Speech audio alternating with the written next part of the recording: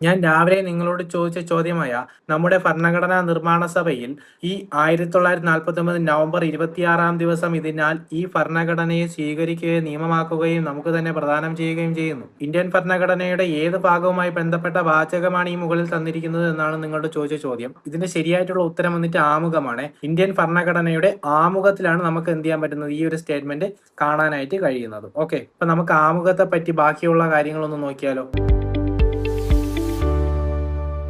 അപ്പൊ നമ്മുടെ ഇന്ത്യയുടെ ഭരണഘടന എന്ന് പറയുന്നത് പല രാജ്യങ്ങളിൽ നിന്ന് കടമെടുത്തിട്ടുള്ള ഭരണഘടനയാണ്.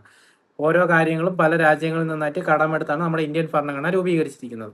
അതുപോലെ തന്നെ ഇന്ത്യൻ ഭരണഘടനയിൽ ആമുഖം കടമെടുത്തിരിക്കുന്ന രാജ്യം ഏതെന്ന് ചോദിച്ചു കഴിഞ്ഞാൽ അമേരിക്കയാണ്. അമേരിക്കയിൽ നിന്നാണ് നമ്മുടെ ഇന്ത്യൻ ഭരണഘടന കടമെടുത്തിരിക്കുന്നത്. നമ്മുടെ ഇന്ത്യക്ക് ആമുഖം വേണമെന്ന് ആദ്യമായി അഭിപ്രായപ്പെട്ട വ്യക്തി ആരെന്ന് ചോദിച്ചാൽ അത് BN റാവു ആണ്. അതുപോലെ തന്നെ നമ്മുടെ ഭരണഘടനാ നിർമ്മാണ സഭയിൽ ജവഹർലാൽ നെഹ്റു ലക്ഷ്യപ്രമേയം അവതരിപ്പിച്ച ഡേറ്റ് എന്ന് പറയുന്നത് 1946 ഡിസംബർ 13 ലക്ഷ്യപ്രമേയം അവതരിപ്പിച്ചു. ഈ ലക്ഷ്യപ്രമേയമാണ് എന്താവുന്നത്, ആമുഖമായിട്ട് നിലവിൽ വരുന്നത്. 1947 ജനുവരി മാസം 22 ഇത് ആമുഖമായി അംഗീകരിച്ചു. ആമുഖത്തിന്റെ ശില്പിയായിട്ട് നമുക്ക് പറയാൻ പറ്റുന്നത് ജവഹർലാൽ നെഹ്റുവിനെ തന്നെയാണ് കേട്ടോ. ഇന്ത്യൻ ഭരണഘടനയുടെ ആത്മാവ് എന്നറിയപ്പെടുന്നത് എന്താണ്, നമ്മുടെ ഈ പറയുന്ന ആമുഖം തന്നെയാണ്. അതുപോലെ തന്നെ ഇന്ത്യൻ ഭരണഘടനയുടെ താക്കോൽ എന്നും ഇന്ത്യൻ ഭരണഘടനയുടെ തിരിച്ചറിയൽ കാർഡെന്നും അതുപോലെ തന്നെ ഇന്ത്യൻ ഭരണഘടനയുടെ രത്നം എന്നും ഒക്കെ അറിയപ്പെടുന്നത് ഈ പറയുന്ന ആമുഖത്തെയാണ്. ആമുഖത്തിൽ പരമാധികാരം ആർക്ക് എന്ന് ചോദിച്ചു കഴിഞ്ഞാൽ ജനങ്ങൾക്കാണ്. നമ്മുടെ ഇന്ത്യൻ ഭരണഘടന ആമുഖത്തിൽ പരമാധികാരം ആർക്ക് എന്ന് ചോദിച്ചു കഴിഞ്ഞാൽ അത് ആർക്കാണ്, ജനങ്ങൾക്കാണ്. നമ്മുടെ ഭരണഘടനയിൽ ആമുഖം ആരംഭിക്കുന്ന വാക്കുകൾ ഇങ്ങനെയാണ്: we the people of India, അഥവാ നാം ഭാരതത്തിലെ ജനങ്ങൾ എന്ന് പറഞ്ഞാണ് നമ്മുടെ ഭരണഘടനയുടെ ആമുഖം ആരംഭിക്കുന്നത്. നമ്മുടെ ആമുഖത്തിലെ ആരംഭ വാക്ക് ദൈവത്തിന്റെ നാമത്തിലായിരിക്കണമെന്ന് അഭിപ്രായപ്പെട്ടത് ആരാണ്? HV കാമത്താണ്. HV കാമത്താണ് നമ്മുടെ ഇന്ത്യൻ ഭരണഘടന ആമുഖം ആരംഭിക്കുന്നത് എന്താണ്, ദൈവത്തിന്റെ നാമത്തിലായിരിക്കണം എന്ന് അഭിപ്രായപ്പെട്ട വ്യക്തിയാണ് ആര്, HV കാമത്ത് എന്ന് പറയുന്നത്. നമ്മുടെ ഇന്ത്യൻ ഭരണഘടന പാസ്സാക്കിയത് അഥവാ അംഗീകരിച്ചത് ഏത് ഡേറ്റ് എന്ന് പറഞ്ഞാൽ 1949 നവംബർ 26. ഈ ഒരു ഡേറ്റ് ആണ് ഇന്ത്യൻ ഭരണഘടനയിൽ ആകെ ഉൾക്കൊള്ളിച്ചിരിക്കുന്ന ഒരു ഡേറ്റ്. അപ്പൊ ഇന്ത്യൻ ഭരണഘടനയുടെ ആമുഖത്തിൽ കാണപ്പെടുന്ന ഒരേ ഒരു വർഷം, ഒരേ ഒരു മാസം, ഒരേ ഒരു ഡേറ്റ് എന്ന് പറയുന്നത് 1949 നവംബർ മാസം 26 കേട്ടോ. 1949 നവംബർ മാസം 26 ഈ ദിവസത്തെ ഭരണഘടനാ ദിനമെന്നും അതുപോലെ തന്നെ ദേശീയ നിയമ ദിനമെന്നൊക്കെയാണ് അറിയപ്പെടുന്നത്. ഇന്ത്യൻ ഭരണഘടനയുടെ ആമുഖം എത്ര തവണ ഭേദഗതി ചെയ്തിട്ടുണ്ട് എന്ന് ചോദിച്ചു കഴിഞ്ഞാൽ ഒരേ ഒരു തവണ മാത്രമേ ഭേദഗതി ചെയ്തിട്ടുള്ളൂ. എത്രാമത്തെ ഭേദഗതി? 42ാമത്തെ ഭേദഗതി. ഏത് വർഷം? 1976 42ാം ഭേദഗതി പ്രകാരമാണ് നമ്മുടെ ഇന്ത്യൻ ഭരണഘടനയിലെ ആമുഖം എന്ത് ചെയ്തിരിക്കുന്നത്, ഭേദഗതി ചെയ്തിരിക്കുന്നത്.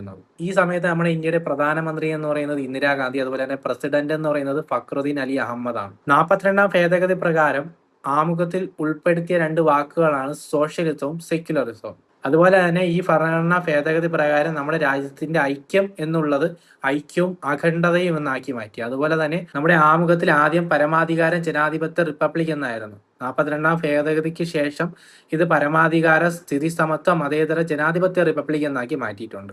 നമ്മുടെ ഇന്ത്യൻ ഭരണഘടന 42ാം ഭേദഗതി ചെയ്തെന്ന് പറഞ്ഞല്ലോ 1976. അതുപോലെ തന്നെ ഇത് നിലവിൽ വന്ന ഡേറ്റ് ഉണ്ട്, അത് നമ്മൾ പഠിക്കണം. 1977 ജനുവരി 3 എന്ത് ചെയ്യുന്നത്, ഈ ഭേദഗതി നിലവിൽ വരുന്നത്. 42ാം ഭേദഗതി നിലവിൽ വരുന്നത് എന്നാണ് 1977 ജനുവരി മാസം 3 അതുപോലെ തന്നെ ആമുഖവുമായി ബന്ധപ്പെട്ട 3 കേസുകളുണ്ട്, അത് നമ്മൾ പഠിക്കണം. ബെരിബരി വേഴ്സസ് യൂണിയൻ ഓഫ് ഇന്ത്യ 1960 ഈ കേസിന്റെ വിധി എന്ന് പറയുന്നത് ഇന്ത്യൻ ഭരണഘടനയുടെ ഭാഗമല്ല ആമുഖം എന്നാണ് വന്നത്. ഓക്കെ, അത് കഴിഞ്ഞ് 2ാമത്തെ കേസാണ് Kesavananda Bharati versus state of Kerala. ഇത് 1973 ഈ കേസ് പറഞ്ഞതെന്ന് വെച്ച് കഴിഞ്ഞാൽ ഇന്ത്യൻ ഭരണഘടനയുടെ ഭാഗമാണ് ആമുഖം എന്നാണ് വിധി വന്നത്. 3ാമത്തെ കേസ് എന്ന് പറയുന്നത് LIC versus union of India 1995 ഈ കേസിലെ വിധി എന്ന് പറയുന്നത് നമ്മുടെ ആമുഖം ഇന്ത്യൻ ഭരണഘടനയുടെ പ്രധാന ഭാഗമാണെന്ന് വിധി വന്ന കേസാണ്. ഏത് case? LIC versus union of India എന്ന് പറയുന്ന കേസ് 1995. ഇന്ത്യൻ ഭരണഘടനയുടെ ആമുഖത്തിന് പലതരത്തിലുള്ള വിശേഷണങ്ങൾ നമുക്ക് കാണാനായിട്ട് സാധിക്കും.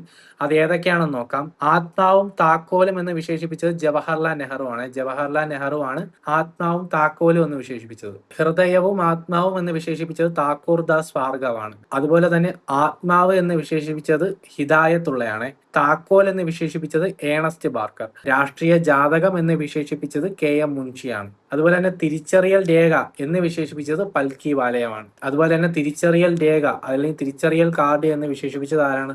ഫൽക്കിവാലയാണ്. ഈ ഒരു ചോദ്യത്തിനോട് നിങ്ങൾ ഉത്തരം കമന്റ് ചെയ്തേക്കണേ. ചോദ്യം ഇതാണ്: ഇന്ത്യൻ ഭരണഘടനയുടെ ആമുഖത്തിൽ ഉൾപ്പെടുത്തിയിട്ടില്ലാത്ത ലക്ഷ്യങ്ങൾ ഏതെല്ലാം? ഒന്നാമത്തേന്ന് പറയുന്നത് രാഷ്ട്രത്തിന്റെ ഐക്യം, രണ്ടാമത്തേന്ന് പറയുന്നത് യൂണിയനിൽ നിന്ന് സംസ്ഥാനങ്ങളുടെ വേർപിരിയൽ, മൂന്നാമത്തേന്ന് പറയുന്നത് രാഷ്ട്രത്തിന്റെ അഖണ്ഡത. ഇതിൽ ആമുഖത്തിൽ ഉൾപ്പെടുത്തിയിട്ടില്ലാത്ത ലക്ഷ്യങ്ങൾ ഏതൊക്കെയെന്നാണ് ചോദിച്ചിരിക്കുന്നത്. ഇതിന്റെ ഉത്തരം അറിയാവുന്നവർ പെട്ടെന്ന് തന്നെ കമന്റ് ചെയ്തു. അതുപോലെ PSCയുടെ ക്വസ്റ്റ്യൻസ് ചോദിച്ചിട്ട് അതിന്റെ എക്സ്പ്ലനേഷൻ വീഡിയോ ഇടുന്നത് നിങ്ങൾക്ക് ഉപകാരപ്രദമാകുന്നുണ്ടെങ്കിൽ അതൊന്ന് കമന്റ് ചെയ്യണം കേട്ടോ. അപ്പൊ ഞാൻ അതിനനുസരിച്ച് എന്താണ് PVQs ഡിസ്കസ് ചെയ്തിട്ട് അതിന്റെ എക്സ്പ്ലനേഷൻ വീഡിയോ ഞാൻ നിങ്ങൾക്ക് ഇട്ടുതരാൻ ശ്രമിക്കാം. ഓക്കെ, അപ്പൊ നിങ്ങൾക്ക് വീഡിയോ ഉപകാരപ്രദമാകുന്നുണ്ടെങ്കിൽ തീർച്ചയായിട്ടും നിങ്ങളൊന്ന് കമന്റ് ചെയ്ത് സപ്പോർട്ട് ചെയ്യണേ.